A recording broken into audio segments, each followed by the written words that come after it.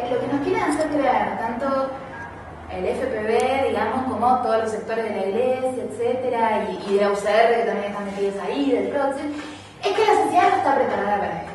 O sea, la sociedad no está preparada para esto, y el 1 de noviembre tuvimos una marcha súper grande.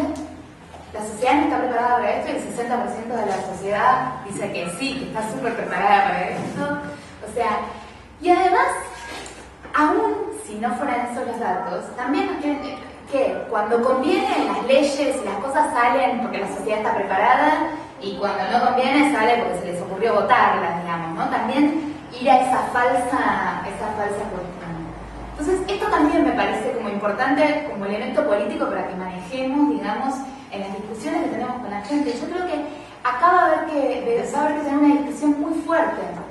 Yo, además de como militante del partido, como compañera que también es activista en la campaña, para mí es importantísimo mantener la alianza con todos los sectores políticos. El año pasado, el 1 de noviembre del año pasado, por primera y única vez en la historia de la Argentina, en una comisión, no en el recinto, en una comisión del Congreso se debatió un proyecto de derecho a la interrupción voluntaria del embarazo. A esa sesión de esa comisión penal, el FPV brilló por su ausencia, digamos, inclusive quienes sean firmantes del proyecto. Me parece que acá hay como que, de alguna manera, ir viendo cómo equilibramos esto, ¿sí? Cómo no ponemos en riesgo una unidad, o parece que es de este lado en donde se está poniendo en riesgo la unidad, pero sí, cada vez más tenemos que salir a decir esto, tenemos que mostrar los límites que están teniendo, tanto el FPV como las alianzas que van tejiendo, así como las tejen en la ciudad de Buenos Aires, bueno, la tejen en muchos otros lugares, con sectores del PRO, con sectores de la UCR, ¿sí? Entonces me parece que esto hay que empezar no denunciarlo, hay que empezar a trabajarlo y a charlarlo y a mostrar que esto es así con todas las compañeras y compañeros que nos vayamos cruzando en estas luchas, ¿sí? Me parece que esto es importante, manejarlo bien, manejarlo con datos, o sea, poder indicar esto que yo decía, bueno, más del 60% de la población está de acuerdo. Además, nada, ¿cómo podemos pretender que no hay condiciones si se realizan más de 600.000 abortos por año en Argentina? O sea, ¿cómo podemos pretender que hay una inmensa mayoría que opina que es un horror? O sea, si aún opinando como un horror se practican esta cantidad de abortos, digamos. O sea, me parece que estos son números que tenemos que manejar, ¿sí? Estos son números, tenemos que manejar como los criterios, primero saber de dónde salen estos números, ¿sí? Estos números no salen de la galera de nada, estos números salen de que anualmente del sistema de salud egresan alrededor de 80.000 mujeres que habían ingresado por abortos infectados, ¿sí? A partir de esto se hace un cálculo que se multiplica a veces por 6, a veces por 8, según el profesional que lo realiza, y este número da 600.000. El aborto es una droga de la democracia. Desde el retorno de la democracia a esta parte, como mínimo hay 3.000 mujeres muertas. Como mínimo, en los números más conservadores de las 100 muertes por año, tenemos 3.000 mujeres muertas, ¿sí? Entonces, realmente estas cuestiones también, o sea, hay que tenerlas súper presentes en la cabeza, es un olvido de la democracia, ¿sí? Además, pensar el aborto afecta solo a las mujeres, por lo menos corporalmente, ¿sí? Nos afecta solo a las mujeres. Entonces, penalizar una práctica que solo podemos realizar las mujeres, además es discriminatorio, ¿sí? Ya lo dice la Convención de la CEDAW. Entonces me parece que esto también es como un dato para ir precisando, ¿sí? Es discriminatorio, va en contra de los derechos humanos, ¿sí? Por eso a veces también decimos, bueno, derechos humanos para las humanas, ¿no? Como pensar en esas consignas. Y finalmente también pensar en por qué planteamos esta tríada de consignas, ¿sí? De educación sexual, de anticonceptivos y aborto. Porque así como tenemos 600.000 abortos practicados por año en Argentina, así casi la misma cantidad entre abortos y embarazos llevados a término, ¿sí? También tenemos en un país como Argentina, en donde el sistema de salud comparado con el resto de Latinoamérica es bastante bueno. Sin embargo, el aborto infectado es la primera causa de muerte materna. Casi un cuarto de las muertes maternas son por abortos infectados. Entonces estos números son como gravísimos. Por eso se dice que es un problema de salud pública también el aborto, ¿sí? Y también se habla de un problema o de igualdad o de justicia social, según quien lo esté enunciando, porque entre las que mueren en esas causas maternas siempre son las mujeres más pobres y las más jóvenes. Entonces la cuestión de pensar esta tríada de consignas de la educación sexual, ¿sí? De los anticonceptivos y del aborto legal, tiene que ver con pensar que primero para protegernos, para reclamar y defender nuestros derechos, pero también para saber qué queremos en la vida, para poder curarnos, etc., la educación sexual integral es una necesidad. Y la seguimos pidiendo porque si bien en el 2006, hace ya 6 años, ¿sí?, que salió la ley de educación sexual integral, sigue sin estar implementada. ¿Sí? La mayoría del país sigue sin tener educación sexual en las escuelas. Entonces, digo, es una formalidad tener esa ley. Tenemos que seguir reclamando en cada una de las expresiones que queremos y exigimos educación sexual para decidir, no solo para decidir cómo cuidarnos en una relación, para decidir cómo cuidarnos como personas, cómo queremos respetarnos. ¿Sí? La educación sexual es mucho más que saber poner un preservativo.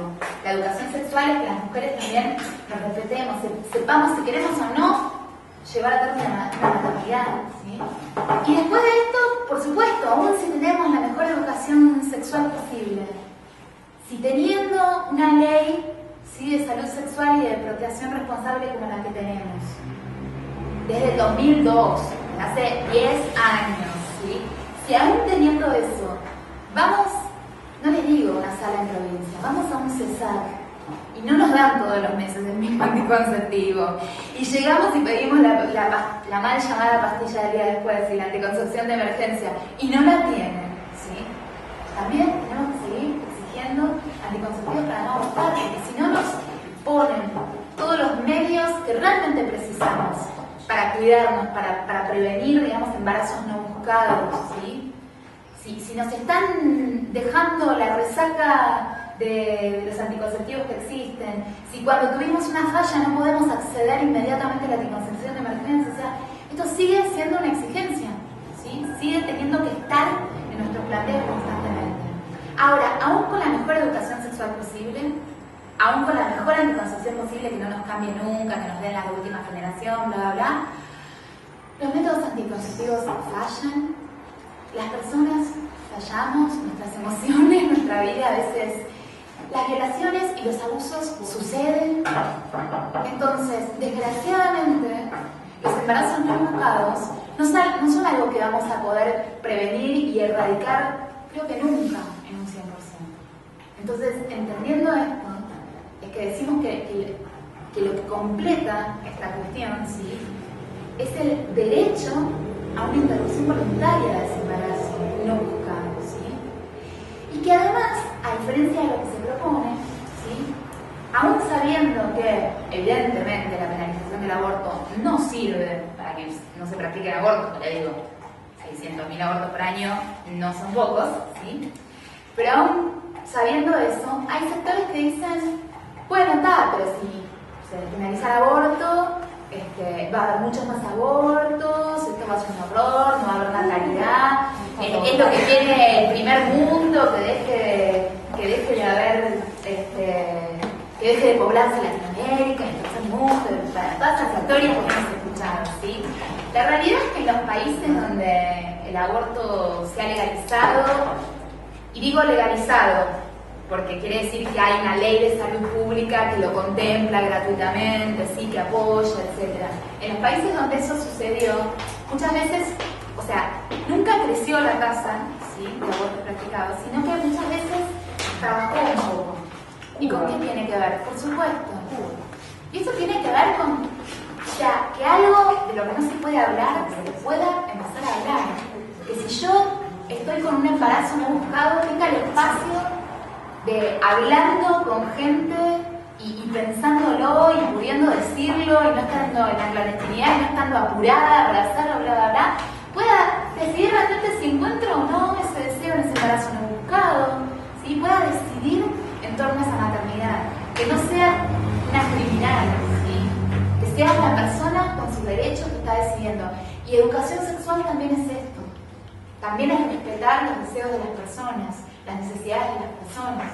Entonces me parece que es como algo que tenemos que ir dialogando desde ahí, no decir, me parece que hay que trabajarlo desde acá, desde la cuestión humana, hay que trabajar la crueldad que significa para una mujer que está con un embarazo no buscado y que no quiere, no puede, no sabe cómo. Además, ni siquiera desde el Ministerio de Salud hubo un compromiso con esto. O sea, el Ministerio de Salud de la Nación tiene desde 2010 colgado en su página web una guía, un protocolo de qué hacer con los abortos no punibles, cómo trabajar con ellos, ¿sí? A partir de que sale este fallo, la exigencia que le hacemos al Ministerio de Salud es que esa guía tenga la firma ministerial para que ya no haya excusa en ninguna provincia, en ningún hospital, de que esa es la forma de proceder ante un aborto no punible, en donde se dice expresamente, no hace falta ningún tipo de fallo de ningún juez, no hay que judicializar, o sea, no hace falta denuncia. Y esto, sin embargo, no hay ni ese mínimo compromiso por parte del Ejecutivo en su versión del Ministerio de Salud de firmar esa guía que ya existe. Entonces, esto me parece que también tenemos que seguir denunciando, no tenemos que quedar en las bambalinas y decir, ¡ay, qué lindo el fallo de la Corte, a esta Corte divina! No. O sea, nosotros tenemos que exigir también esta firma ministerial, pero sin pensar que el aborto no punible es la panacea de nada. El aborto no punible está todo bien. Está, sí, fantástico. Nos permitió volver a hablar muchísimo de esto. Pero sigue siendo súper restrictivo. La mayoría de los abortos no se encuadran en los abortos no punibles. Y no podemos pensar que hay situaciones más o menos crueles en un embarazo no buscado. Toda mujer que está atravesando un embarazo no buscado siente un nivel de crueldad tremendo, ¿sí? De desesperación tremenda. No podemos cuantificar eso.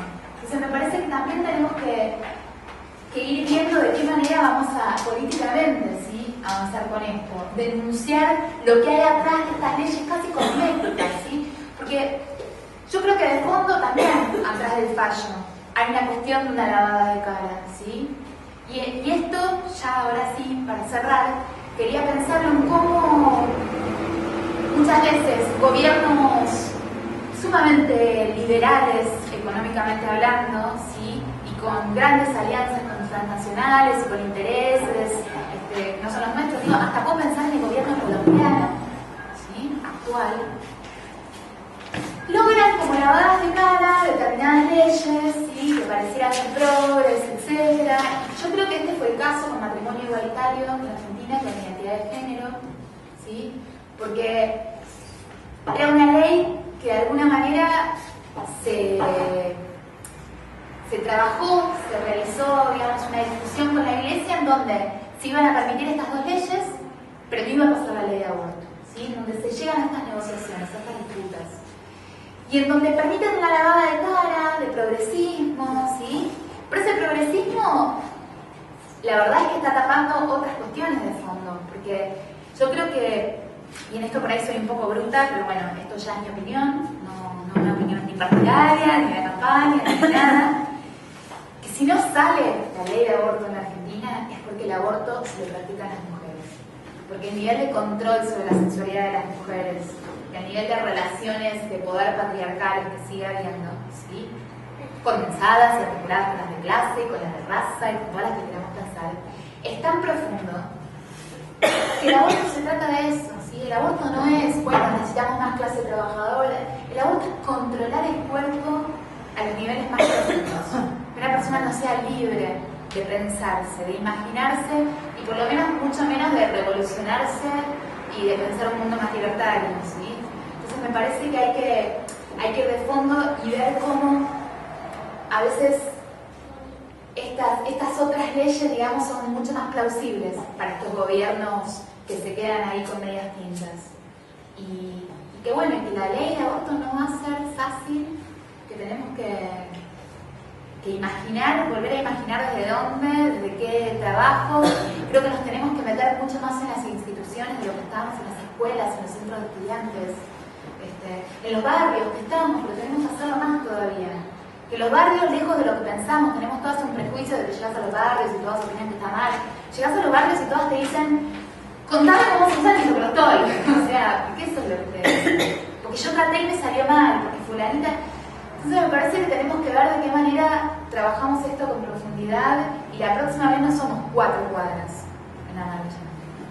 Somos un montón de mujeres y de varones y de gente que están ahí hasta que no queden más dudas. Siempre la mujer jugó este rol en la sociedad, sino que en una época, en las comunidades primitivas, por ejemplo, las mujeres tenían un lugar de privilegio. Las mujeres, toda la sociedad se estructuraba con un orden matrilineal. Entonces era, como el sexo era mucho más libre, las relaciones, no, era hasta casi promiscuo, diríamos hoy, pero libre, pongámosle, que es más lindo. No había posibilidad de determinar quién era el padre, lo único que sabía era quién era la madre. Entonces la madre era la que transmitía la herencia, la que determinaba quién era parte del grupo y quién no. Y eso le daba un lugar súper privilegiado a la sociedad, incluso superior al del hombre en muchos casos. ¿Cuándo empezó a cambiar el lugar de la mujer? Y Engels dice, la pérdida del derecho materno fue la derrota histórica del sexo femenino. Porque fue cuando se empezó a desarrollar, cuando surgió la propiedad privada, cuando el hombre fue el que, encabezando las guerras, podía apropiarse de otros hombres y esclavizarlos, cuando era el dueño de los medios de producción y generaba el excedente, la riqueza y explotaba a otros hombres o mujeres, ahí fue donde él llegaba con la plata a la casa. Entonces, la familia dejó de ser social, como era antes, empezó a ser privada. Y la mujer, que ya no generaba el excedente, porque mayormente la industria en un principio empleó a hombres, vamos a ver que también empleó a mujeres, y es un poco su propia condena. Pero las mujeres, ¿qué pasaron a hacer? Pasaron a tener un rol de criadas de ese hogar privado. En ese ámbito privado había una criada de honor que era la mujer.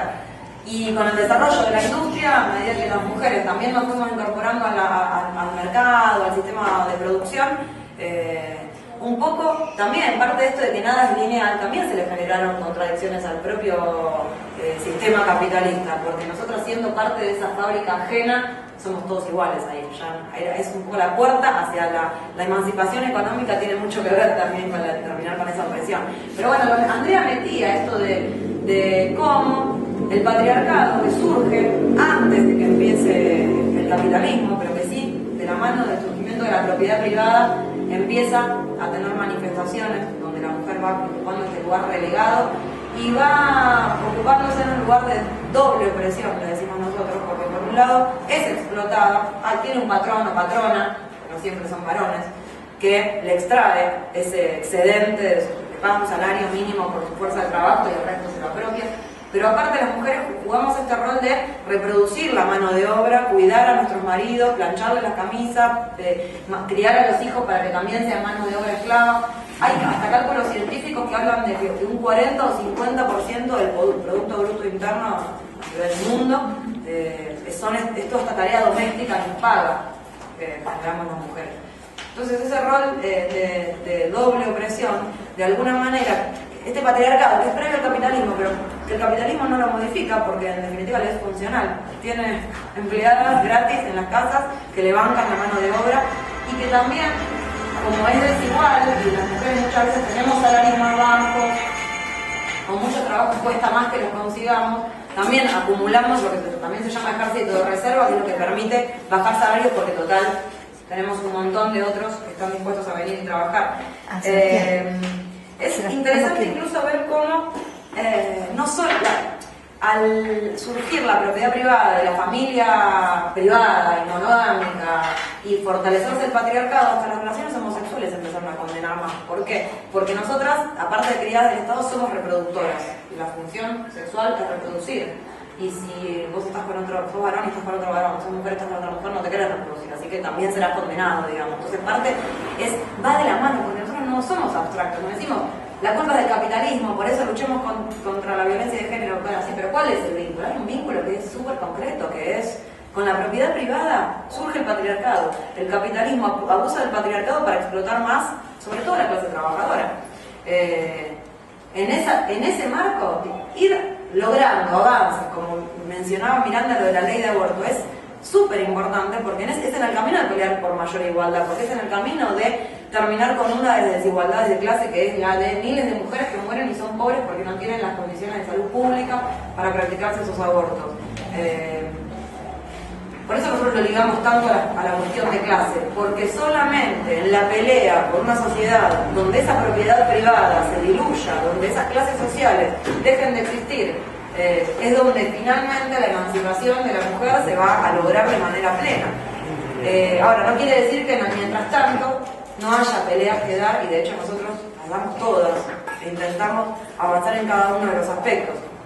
Las compañeras mencionaban, y yo no quiero tampoco aburrir, pero me parece que lo central sigue teniendo que ver con entender que ninguna de las causas que sostienen al patriarcado y el capitalismo y la desigualdad de la mujer son ni sociológicas, ni culturales, ni biológicas, son económicas. Le sigue sirviendo al Estado no dar la ley de aborto y no invertir para reducir la brecha entre mujeres ricas y mujeres pobres. Tendrían que tener en su programa avanzar a una sociedad sin clases y sin desigualdad. Si no, no tienen razón para hacerlo. Yo coincido con Miranda en relación a la necesidad, sí, de lavarse la cara al gobierno pseudo-progresista, sobre todo en este periodo histórico en donde la crisis brutal que sufre el capitalismo en todo el mundo va dejándolos un poco sin respuesta y necesitan sí o sí, en todo lo posible, disfrazarse de pseudo-progresistas e intentar dar todas las concesiones posibles siempre y cuando no les vaya en contra del programa.